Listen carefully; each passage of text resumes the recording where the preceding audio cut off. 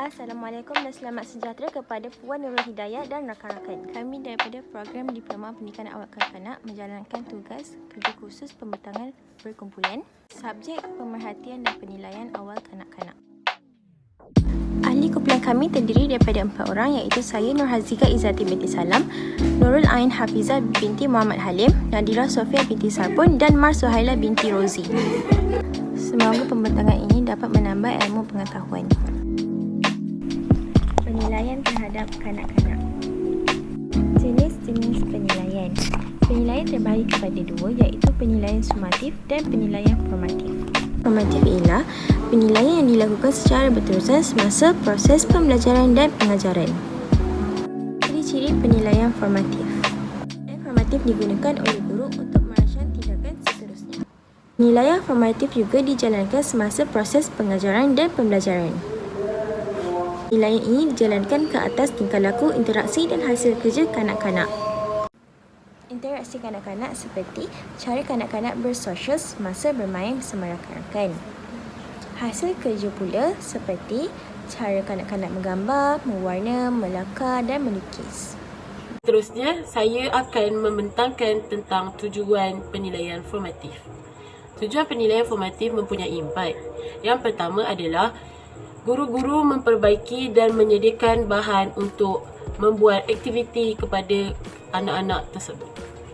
Yang kedua ialah dijalankan bagi memperolehi maklumat serta memperbaiki kurikulum.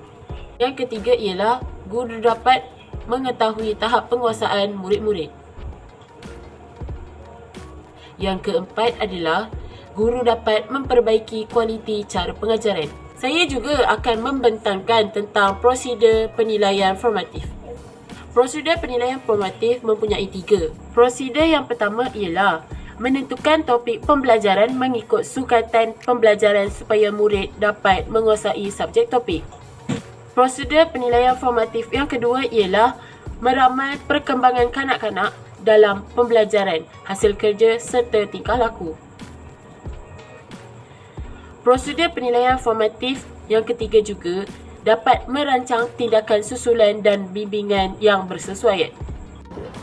Penilaian seterusnya, penilaian sumatif. Penilaian sumatif ialah penilaian yang dibuat pada akhir pengajaran, akhir penggal atau akhir tahun. Tujuan penilaian sumatif ialah untuk menentukan pencapaian pelajar dalam menentukan keberkesanan sesuatu kurikulum.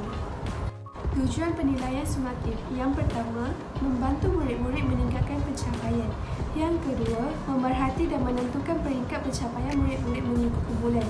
Yang ketiga, memberi grade dan peringkat mengikut tahap penguasaan diri. Yang keempat, memperbaiki kurikulum pelajaran.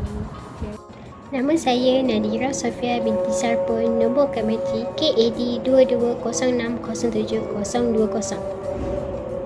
Ciri-ciri penilaian sumatif ada 3. Yang pertama, dijalankan pada hujung penggal seperti di akhir semester atau tahun untuk menentukan keberkesanan sesuatu kurikulum secara keseluruhan. Yang kedua, penekanan kognitif murid. Yang ketiga, ujian melalui kertas dan pensel, ujian lisan atau amali yang ditadbirkan kepada sekumpulan murid.